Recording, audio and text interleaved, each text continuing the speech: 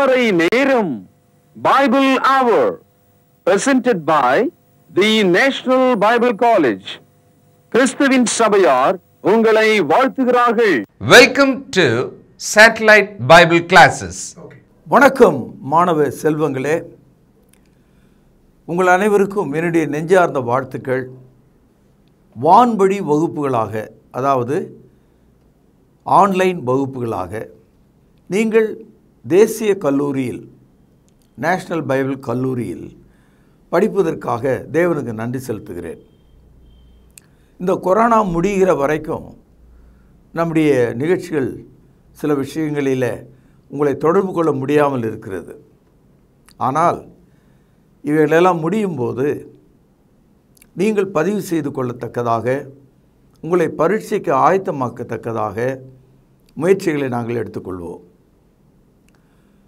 மாணவ செல்வங்களே, கண்மணிகளே, தோழர்களே, இன்றைக்கு இந்த ஃபேஸ் டு ஃபேஸ் என்ற தலைப்பில், அதாவது நேருக்கு நேர் என்ற இந்த தலைப்பில், the complete will of God, முழுமையான தேவனுடைய சித்தம். காரணம், இந்த பைபிளை நாம் எடுத்துக்கொள்ளும்போது இது ஒரு குறைவான புத்தகம் அல்ல. இதுக்கு பிறகு வேறு ஒன்று கொடுக்கப்பட வேண்டும் என்று நீங்கள் எதிர்பார்க்க வேண்டிய அவசியம் இல்லை.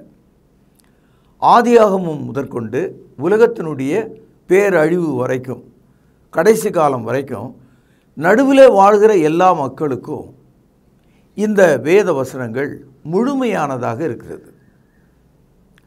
All the verse and the word of God, all the scriptures in the Bible, it is the complete will of God. அதனால் இந்த பைபிள் எடுத்து படிக்கும்போது சில விஷயங்கள் இதில் இல்லை, சிலது சேர்க்கப்பட வேண்டும், இன்னும் கொஞ்சம் வேண்டும் எனக்கு விளக்கம் என்றெல்லாம் நீங்கள் கேட்க வேண்டிய அவசியத்தில் இல்லை. ஆனால் கிறிஸ்தவ மார்க்கத்தை விட்டுவிட்டு மதத்தில் இருக்கிறவர்கள் எப்போதும் அவர்களுக்கு இந்த பைபிள் இல்லாமல் தனியாக ஒரு விளக்கம் தேவைப்பட்டு கொண்டே இருக்கிறது.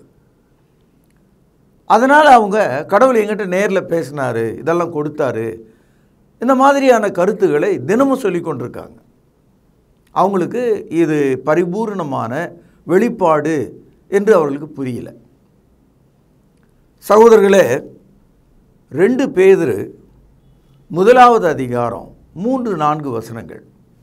தம்முடைய மகிமையினாலும் காருண்யத்தினாலும் நம்மை அழைத்தவரை அறிகிற அறிவினாலே, கவனியுங்கள், ஜீவனுக்கும் தேவ பக்திக்கும் வேண்டிய எல்லாவற்றையும் அவருடைய திவ்ய வல்லமையானது நமக்கு தந்தருளினும் அன்றி, இச்சையினால் உலகத்தில் உண்டான கேட்டுக்கு தப்பி திவ்ய சுவாபத்துக்கு பங்குள்ளவர்களாகும் பொருட்டு மகா மேன்மையும் அருமையுமான வாக்குத்தத்தங்களும் அவைகளினாலே நமக்கு அளிக்கப்பட்டிருக்கிறது. இந்த 2 வசனத்தில் இந்த இச்சையினால் உண்டான உலகம் இது. ஆதாம் ஏவாள் முதற்கொண்டு எல்லா மனுஷனும் பாவம் செய்தார்கள், இச்சித்து பாவம் செய்தார்கள். இச்சை ஒரு பாவம், இச்சையாது இருப்பாயாக என்பது ஒரு கட்டளை, அந்த 10 கமாண்ட்மெண்ட்டில் நம்ம படிக்கிறோம். ஆக இச்சையினால் உலகத்தில் உண்டான கேட்டுக்கு என்றால் அழிவுக்கு தப்பி திவ்ய சுவாபத்துக்கு, அதாவது இயேசு கிறிஸ்துவை போல இருப்பதற்கு, டிவைன் நேச்சர், திவ்ய சுவாபத்திற்கு பங்குள்ளவர்களாகும் பொருட்டு, பார்ட்டேக்கர்ஸ், நாம் இயேசுவை போலவே மாறுவதற்கு மகா மேன்மையும் அருமையுமான வாக்குத்தத்தங்கள், ப்ராமிசஸ், கடவுள் நமக்கு வாக்குத்தத்தங்கள் கொடுத்திருக்கார். அவைகளினாலே நமக்கு அளிக்கப்பட்டிருக்கிறது. எவைகளினாலே? வேத வசனத்தினாலே. ஆக இந்த வேத வசனங்கள் முழுவதும் கம்ப்ளீட் வில் ஆஃப் காட், முழுமையான தேவனுடைய சித்தம். இதற்கு மேலே ஒன்றுமில்லை, கீழே ஒன்றுமில்லை, புதிதாக ஒன்று நாம் தேட வேண்டிய அவசியம் இல்லை. எல்லா மனிதர்களுக்கும் திவ்ய சுவாபத்திலே பங்கு கொள்வதற்கான வாக்குத்தத்தங்கள், அருமையான வாக்குத்தத்தங்கள் நமக்கு கொடுக்கப்பட்டிருக்கிறது. இப்பொழுது 3வது வசனம், தம்முடைய மகிமையினாலும் காருண்யத்தினாலும் நம்மை அழைத்தவரை அறிகிற. அப்போ தேவனை அறிவதற்கான அறிவை அடைவதற்கு இந்த வசனங்கள் இருக்கிறது. இந்த வசனங்கள் நாம் படித்து தெரிந்து கொள்ளும்போது நாம் தேவனை தெரிந்து கொள்ள முடியும். மகிமையும் காருண்யமும் நிறைந்த தேவனை நாம் தெரிந்து கொள்ள முடியும். ஆகவே ஜீவனுக்கும் தேவ பக்திக்கும் கிறிஸ்தவர்களாகிய நமக்கு ஒரு நித்திய ஜீவன் இருக்கிறது என்று நாம் நம்புகிறோம். கிறிஸ்தவர்களாகிய தேவ பக்தி உள்ளவர்கள் என்று நாம் நம்புகிறோம். லைஃப் அண்ட் காட்லினஸ், இதுதான் கிறிஸ்டியானிட்டி. ஆக ஜீவனுக்கும் தேவ பக்திக்கும் கவனிங்கள் வேண்டிய யாவற்றையும். ஆகவே நாம் இந்த பைபிளை படித்து போதுமானதாக எல்லாவற்றையும் நாம் அடைந்து விட முடியும். பாருங்கள், இந்த பைபிள் கொடுக்கப்பட்ட பிறகு இஸ்லாம் 600 ஆண்டுகளுக்கு பிறகு வருகிறது. அவர்கள் இந்த பைபிள் இன்கம்ப்ளீட், ஆகவே கடவுளுடைய தீர்க்க தரிசனம் இது, கடைசி தீர்க்கதரிசி முகமது நபி என்று அவர்கள் நினைத்து கொண்டிருக்கிறார்கள். ஆனால் இன்றைக்கு இந்த பெந்தெகோஸ்தே அமைப்பில் இருக்கிறவர்கள், கிறிஸ்தவ மதத்தில் 3வது பெரிய பிரிவு, அவர்கள் தினமும் கடவுள் என்கிட்ட பேசுகிறார்னு சொல்லும்போது அவர்களுக்கு இந்த வசனம் போதுமானதாக இல்லை. போதுமானதாக இல்லாதனால தங்கள் மனதில் உள்ள இச்சைகளின்படி வார்த்தைகளை அவர்கள் எடுத்து மக்களுக்கு கொடுக்குறாங்க. ஜீவனுக்கும் தேவ பக்திக்கும் வேண்டிய எல்லாவற்றையும் தேவன் நமக்கு தந்திருக்கிறார். So knowing God's word, knowing the will of God. God's word is abundant, full, முழுமையாக இருக்குதாம். ஆகவே தான் இதை நாம் முழுமையான தேவனுடைய சித்தம், the complete will of God என்று நான் சொல்கிறேன். அப்படியானால் இந்த பைபிளை முழுக்க நீங்கள் ஏற்றுக்கொண்டால் வெளியிலிருந்து ஒன்றோ தவறாக ஒன்றோ நமக்கு தேவையில்லை, முழுமையாக இருக்கிறது. யாராவது ஒருத்தர் இந்த சூரியன் ரொம்ப லேட்டாக வந்தால் நல்லாயிருக்கும், ஒரு 8 மணிக்கு மேலே உதிச்சா நல்லாயிருக்கும், காலை சாயங்காலம் ஒரு 8 மணிக்கு மேலே மறைஞ்சால் நல்லாயிருக்கும் அப்படி நீங்கள் யோசிப்பீங்களா? சூரியன் உதயமாவதற்கு தேவன் ஒரு காலத்தை வைத்தார். நம்ம ஒவ்வொருவருக்கும் ஒரு காலம் இருக்கிறது. சராசரியாக ஒரு 6 மணி வாக்கிலே சூரியன் கிழக்கிலே உதிப்பதும் மாலை 6 மணி வாக்கிலே மேற்கிலே மறைவதும் இயல்பாக ஒன்றாக திட்டமிடப்பட்ட ஒன்றாக இருக்கிறது.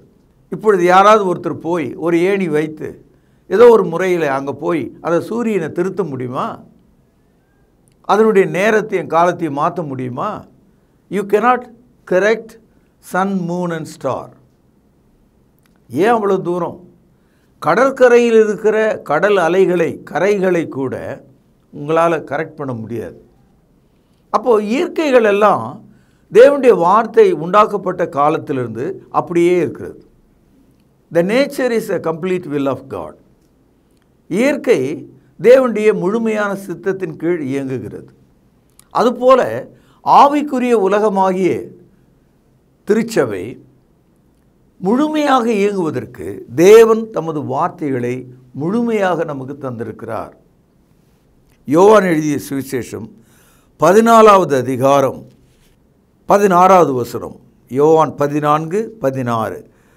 நான் பிதாவை வேண்டிக் கொள்வேன், அப்பொழுது என்றென்றைக்கும் உங்களோடு கூட இருக்கும்படிக்கு, கவனிங்கள், சத்திய ஆவியாகிய வேறொரு தேற்றரவாளனை அவர் உங்களுக்கு தந்தருளுவார். தேற்றரவாளன் அப்படின்னா கம்ஃபர்டர், நமக்கு ஆறுதல் செய்கிறவர், உதவி செய்கிறவர். ஒரு குழந்தையை தாய் தேற்றுவது போல தூய ஆவியானவர் நம்முடைய ஆத்துமாவை தேற்றுகிறவராக இருக்கிறார். யோவான் எழுதிய சுவிசேஷம் 14ஆம் அதிகாரம் 26வது வசனம். என் நாமத்தினாலே பிதா அனுப்ப போகிற பரிசுத்த ஆவியாகிய தேற்றரவாளனே எல்லாவற்றையும் உங்களுக்கு போதித்து நான் உங்களுக்கு சொன்ன எல்லாவற்றையும் உங்களுக்கு நினைப்பூட்டுவார். இயேசு கிறிஸ்து தமது அப்போஸ்தலரிடத்தில், அதாவது ப்ரெசன்ட் டென்ஸில் பேசுகிறார், நிகழ்காலத்தில் பேசுகிறார். பரிசுத்த ஆவி வரும்பொழுது சகல சத்தியத்திற்குள்ளும் அப்படின்னா அதில் ஒரு குறை இல்லை. உங்களை நடத்துவார் என்று சொல்கிறார். இப்பொழுது யோவான் எழுதிய சுவிசேஷம் 16ஆம் அதிகாரம் 13வது வசனம். சத்திய ஆவியாகிய அவர் வரும்போது சகல சத்தியத்திற்குள்ளும் உங்களை நடத்துவார். அவர் தம்முடைய சுயமாய் பேசாமல் தாம் கேள்விப்பட்ட யாவையும் சொல்லி வரப்போகிற காரியங்களை உங்களுக்கு அறிவிப்பார். இதுவரைக்கும் தேற்றரபாளன் பரிசுத்த ஆவி என்று படித்து கொண்டிருந்தோம்.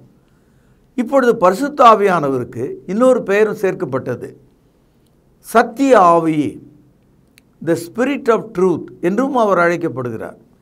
அப்படியானால் பரிசுத்த ஆவியானவர் போதித்து நினைப்பூட்டுகிற அனைத்தும் சத்தியமாக இருக்கிறது, பொய்யாக இல்லை. உலகத்தில் பொய்யின் ஆவி இருக்கிறது, பொல்லாத ஆவிகள் இருக்கிறது. சத்தியத்துக்கு எதிரானது பொய், தேவனுடையதாக இருக்கிறது சத்தியம். ஆக சத்திய ஆவி எல்லாவற்றையும் எடுத்து உங்களுக்கு சொல்லுவார் என்று சொல்லப்பட்டது. அப்படி சொல்லப்பட்டதுனால தான் அப்போஸ்தலர்கள் காலத்தில் நமக்கு இந்த புதிய ஏற்பாட்டை அவர் நமக்கு எழுதி தந்தாங்க. அதில் ஒரு அப்போஸ்தலர் பேதுரு, 2 பேதுரு 3ஆம் அதிகாரம் 3-4 வசனத்தில் சொல்கிறாரு, இச்சையினால் உண்டான இந்த உலகத்திலிருந்து, இந்த கேட்டிலிருந்து நாம் தப்பி திவ்ய சுவாபத்துக்கு பங்குள்ளவர்களாக இருக்கும் பொருட்டு அவைகள் நமக்கு கொடுக்கப்பட்டிருக்கிறது. இம்மைக்கும் மறுமைக்கும் வேண்டிய எல்லாவற்றையும் அவருடைய வல்லமை நமக்கு தந்திருக்கிறது என்று சொல்கிறார். இம்மை என்று சொன்னால் இப்பொழுது இருக்கிற உலகம், மறுமை என்று சொன்னால் வரப்போகிற உலகம்.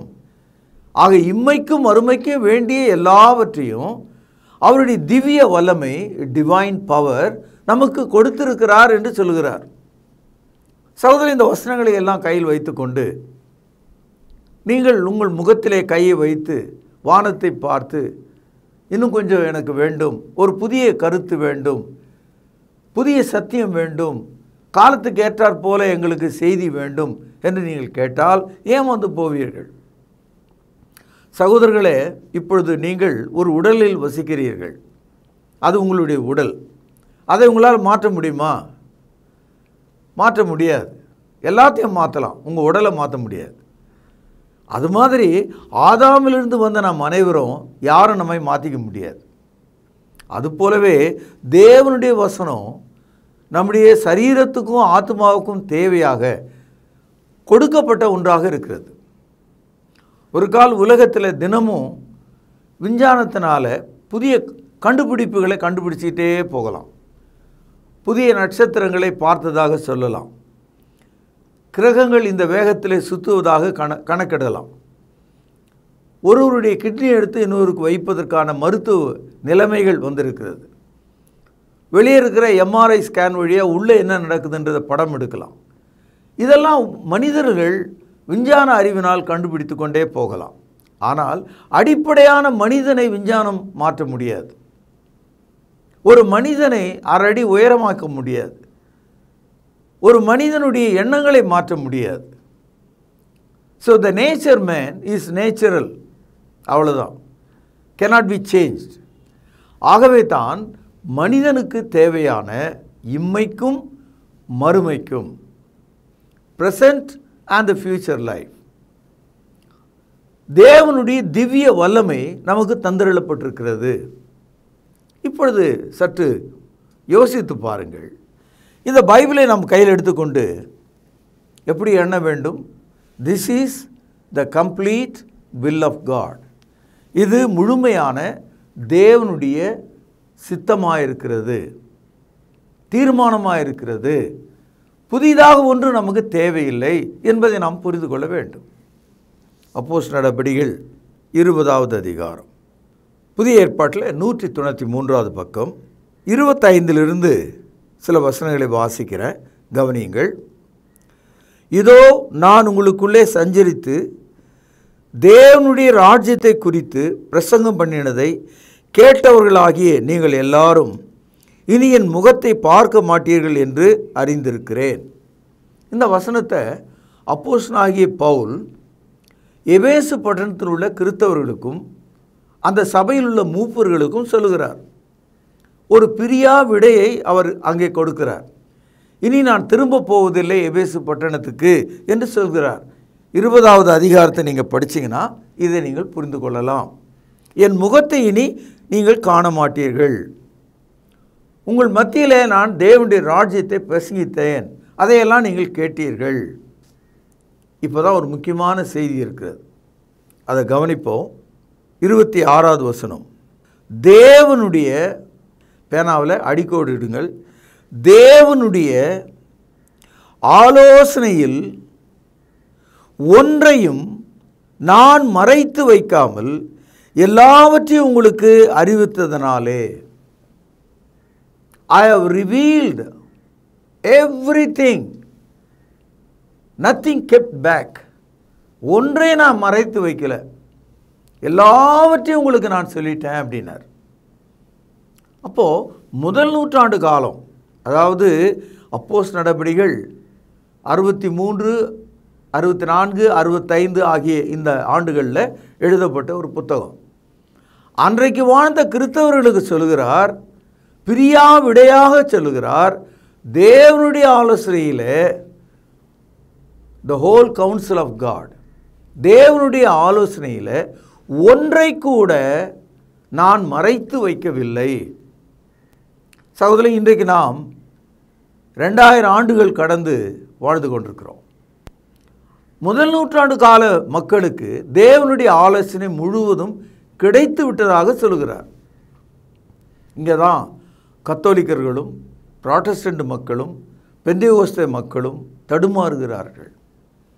அவர்கள் இந்த உலகத்தை பார்த்து வியந்து, இந்த உலகத்தில் நடக்கிற விஷயங்கள்லாம் கவனித்து பார்த்து, இந்த புதிய ஏற்பாடு நமக்கு போதாது, இது ஒரு பக்குவமாக சொல்லப்பட்ட விஷயம், இன்னும் விவரம் நமக்கு தேவை, கடவுள் நம்மிடத்தில் பேசணும், தீர்க்கதரிசிகள் நமக்கு தேவை, இன்னும் வெளிப்பாடுகள் நமக்கு தேவை, இன்று உள்ள மக்களுக்கு ஏற்றார் மாதிரி சொல்கிறதுக்கு புதிய விஷயங்கள் தேவை. சகோதரரை, இப்போ நீங்கள் சுவாசித்து கொண்டிருக்கிறீங்க இல்லையா? You are breathing. இந்த சுவாசம் ஆதாமிலிருந்து நமக்கு வந்தது, சரிதானே? அப்போது நான் சுவாசிக்கிறது வித்தியாசமாக வேணும் அப்படின்னா நீங்கள் செத்து போயிடுவீங்க. ஆக ஆதாமிலிருந்து வந்த 700 கோடி மக்கள் உலகத்தில் இன்றைக்கி தேதிக்கு நாம் ஆதாமை போல சுவாசித்து கொண்டே இருக்கிறோம். உலகத்தில் நாம் பிறந்த அனைவரும் சுவாசிக்கிறோம். we are all breathing, we cannot change it. அப்போ முதல் மனிதனுக்கு தேவன் என்ன கொடுத்தாரோ அதை நீங்கள் அனுபவிக்கிறீங்க. ஆதாமின் உடலில் இருந்த அனைத்தும் உங்கள் உடலில் இருக்குது, எந்த மாற்றமும் இல்லை. ஆக நவீன காலத்தில் நான் வாழ்கிறேன், இருந்த இடத்துலேருந்தே உலகத்தோடு நான் கலந்துக்கிறேன், இருந்த இடத்துலையே உலகத்தை எல்லாம் கொண்டு வந்துடுறேன், எங்கள் வீட்டில் டெலிவிஷன் இருக்குது, தொலைநோக்கி இருக்குது, செல்ஃபோன் இருக்குது. உண்மைதான், இதெல்லாம் பயன்பாட்டுக்குரிய கருவிகள் ஐயா. ஆனால் மனிதர்களாகி நாம் என்றைக்குமே மாறவில்லை. ஆக முதல் நூற்றாண்டு கால கிறிஸ்தவனுக்கு சகல சத்தியமும் மறைக்காமல் கொடுக்கப்பட்டிருக்குமானால், இப்பொழுது இருக்கிற நமக்கும் சகல சத்தியமும் அந்த வேதத்திலிருந்து கிடைக்கிறது. ஒரு சின்ன கேள்வி, இப்படி யோசிங்க. உங்களுக்கு ஆண்டவர் இன்னைக்கு புதுசாக ஏதோ ஒன்று சொல்கிறாருன்னு வச்சுக்குவோம். அப்போ அந்த காலத்தில் இருந்தவன் என்ன சொல்லுவான்? நியாய தீர்ப்பில், ஆண்டவரே நீங்கள் அவங்களுக்கெல்லாம் எல்லா விவரமும் சொன்னீங்க, நாங்கள் வாழ்ந்த காலத்தில் எங்களுக்கு இதெல்லாம் தெரியாமல் போச்சு. அப்படி தானே நம்முடைய முன்னோர்கள் அல்லது நம்முடைய தாத்தா பாட்டிகள்லாம் என்ன சொல்கிறாங்க? இன்றைக்கி இதை பார்ப்பா, இன்றைக்கி நீ இருக்கிற மாதிரியான உலகத்தில் நாங்கள் இல்லை, ஒரு மகிடிகமான உலகத்தில் நாங்கள் இருந்தோம். அப்போ எங்களுக்கு போட்டுக்கொள்ள சட்டை கூட கிடையாது, இந்த வசதியெல்லாம் கிடையாது, இந்த படிப்பெல்லாம் கிடையாது என்றெல்லாம் உலகத்துக்குரியவைகளை சொல்கிறாங்க. ஆனால் ஆவிக்குரிய விஷயத்தில் அந்த மாதிரி யாரும் சொல்ல முடியாது. இதை தான் மறுபடியும் உங்களுக்கு நான் சொல்கிறேன். The first century church, what they had, the complete will of God, the same will of God applies to you today. இன்றைக்கு அதே தேவனுடைய வார்த்தை தான் ஒன்றும் குறையாமல் உங்களுக்கு கொடுக்கப்படுகிறது. அதனால தான் கிறிஸ்தவத்தில் மார்க்கம், வே ஆஃப் லைஃப், மதம், ரிலிஜன், அது இந்த மதத்தில் இருக்கவங்களுக்கு இந்த வசனம் போதாது, அதனால தான் அவங்க ஜெப புத்தகம், பாட்டு புத்தகம் ஏதோ எழுதி கையில் வச்சுக்கிட்டாங்க. பெந்தெகோஸ்தே மக்கள் எழுதி வச்சுக்கல, ஆனால் அவர்கள் வாயினால் தினமும் ஒன்று சொல்லிகிட்டே இருப்பாங்க, தினமும் ஒன்று சொல்லிகிட்டே இருப்பாங்க. கர்த்தர் எனக்கு சொன்னார் என்று சொல்லாத ஒரு போதகரே கிடையாதாங்க. கர்த்தர் எனக்கு காட்டினார் என்று சொல்வார்கள். ஆனால் வசனம் சொல்லுகிறது, இம்மைக்கும் மறுமைக்கும் வேண்டிய யாவற்றையும் அவருடைய திவ்ய வல்லமை நமக்கு தந்தருளி இருக்கிறது. இச்சையினால் உண்டான இந்த உலகத்திலிருந்து நாம் தப்பிக்கொள்வதற்கும் திவ்ய சுவாபத்திற்கு பங்குள்ளவர்களாக இருக்கும்படிக்கு அது போதுமானவைகளாக இருக்கிறது. 65வது ஆண்டில் எழுதப்பட்ட அப்போஸ்தலர் நடபடிகள் 20ஆம் அதிகாரத்தில் எபேசு சபை மக்களுக்கு பவுலடியார் சொல்கிறார், இனி நீங்கள் என் முகத்தை காண மாட்டீர்கள், நான் திரும்பி வரப்போவதில்லை. ஆகவே உங்களுக்கு ஒன்று சொல்கிறேன், தேவனுடைய ஆலோசனையில் ஒன்றையும் நான் மறைக்கலை, ஞாபகம் வச்சுங்க. நான் போன பிறகு ஐயோ எங்களுக்கு இதெல்லாம் சொல்லாமல் போயிட்டாரே, எங்களுக்கு இந்த விஷயம் தெரியாமல் போச்சே என்றெல்லாம் நீங்கள் புலம்ப வேண்டியதில்லை. சகோதரர்களே, மாணவர்களே, கொஞ்சம் சிந்திச்சு பாருங்கள், உங்களுக்கு சிரிப்பாக வரும். இப்போ இருக்கிற கிறிஸ்தவத்தை பார்த்தீங்கன்னா, இந்த மதத்தின் அடையாளத்தை உங்களுக்கு சிரிப்பாக வரும். என்னடா அது இப்படியாக இருக்கானுங்களே வேணுங்கன்னு பாருங்கள். எந்த அளவுக்கு அவர் போகிறார்னு அப்போஸ்தலர் நடபடிகள் 20வது அதிகாரம் 27வது வசனம், எல்லாருடைய இரத்தப்பழிக்கும் நீங்கி நான் சுத்தமாக இருக்கிறேன் என்பதற்கு உங்களை இன்றைய தினம் சாட்சிகளாக வைக்கிறேன். புரியுதுங்களா உங்களுக்கு? என்ன சொல்கிறாரு? நான் உங்களுக்கு சகல சத்தியத்தையும் சொல்லிட்டேன், தேவனுடைய ஆலோசனையில் ஒன்றையும் மறைக்கலை. I have revealed the whole council of God என்று சொல்லிட்டு ஒரு சத்தியம் பண்ணுறாரு. அந்த சத்தியத்தில் என்ன சொல்கிறாரு? அந்த கிறிஸ்தவர்களை பார்த்து, உங்கள் எல்லாருடைய இரத்த பழிகளுக்கும், நான் சொல்லாமல் போயிட்டா உங்கள் ரத்தம் என் மேலே சாபமாக வரட்டும். நான் எல்லாத்தையும் சொன்னதுனால நீங்கள் என் மேலே எந்த பழியும் போட முடியாது. இன்றைய தினம் உங்களுடைய எல்லாருடைய இரத்த பழிகளுக்கும் நான் நீங்களாக இருக்கிறேன். எவ்வளவு தெளிவாக, எவ்வளவு ஆணித்தரமாக, எவ்வளவு உறுதியாக இந்த வார்த்தைகள் இருக்கிறது என்று பாருங்கள்.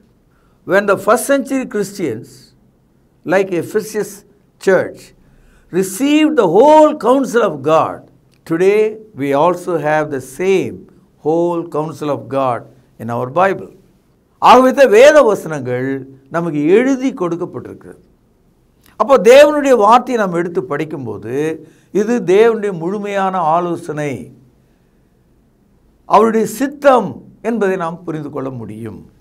இப்பொழுது எபேசியர் 3வது அதிகாரம் 9வது வசனம், தேவன் நம்முடைய கர்த்தராகிய கிறிஸ்து இயேசுவுக்குள் கொண்டிருந்த அனாதி தீர்மானத்தின்படியே,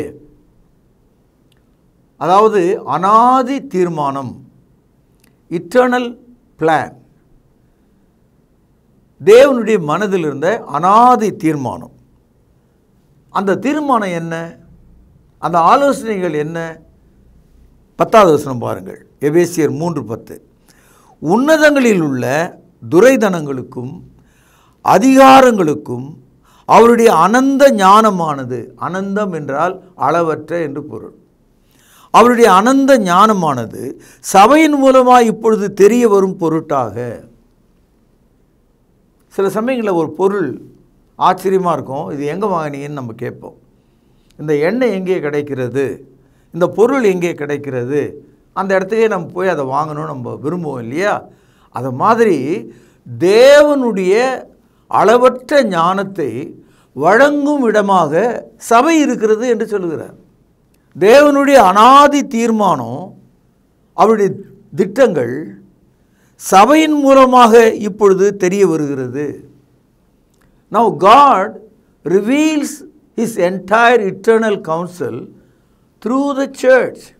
அப்போது வீட்டுக்கு பக்கத்தில் கூரையில் தெருவுக்கு தெரு சாமி ஆடுறாங்க இல்லையா, அந்த மாதிரி சபைகளை இப்போ நடத்த ஆரம்பிச்சிட்டாங்க.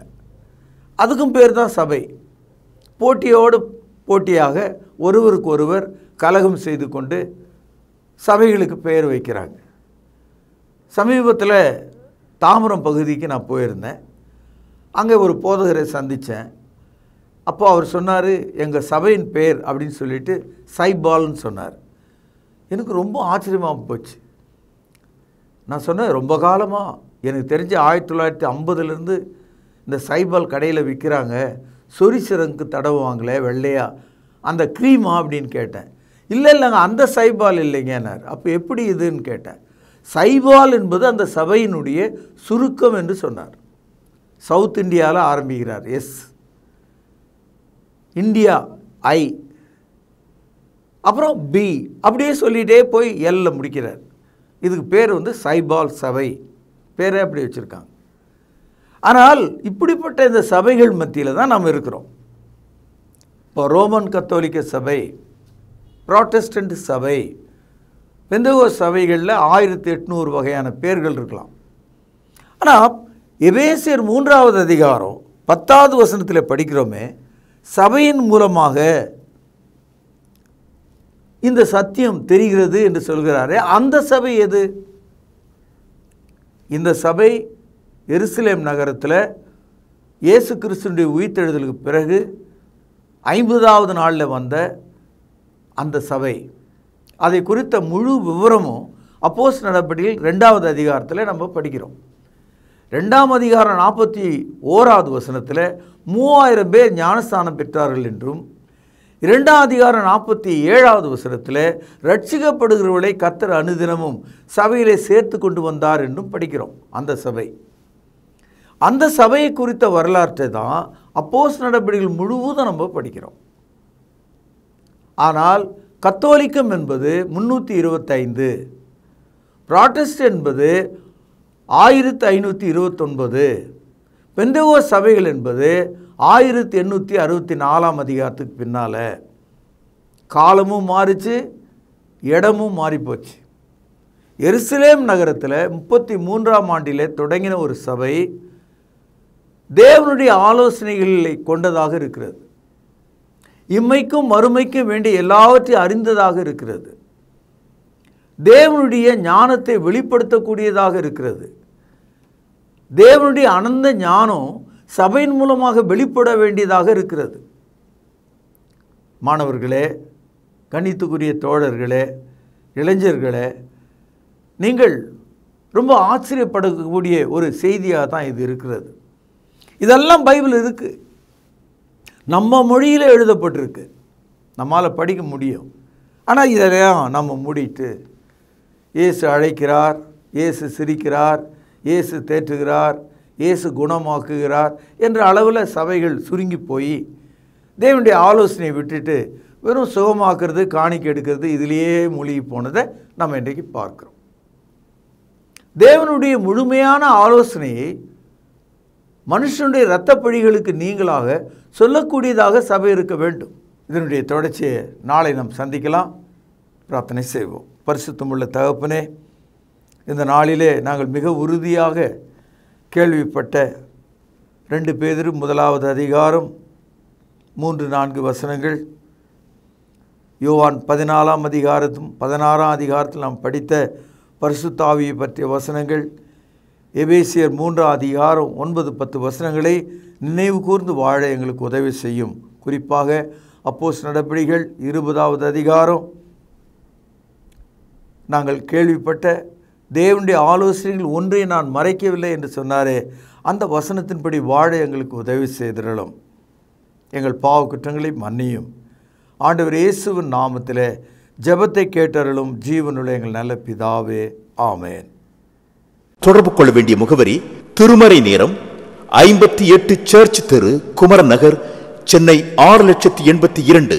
செல்போன் 9385500882. கர்த்தாவே, தேவர்களில் உமக்குப்பானவர் யார்? வானத்திலும் பூமியிலும் உமக்குப்பானவர் யார்?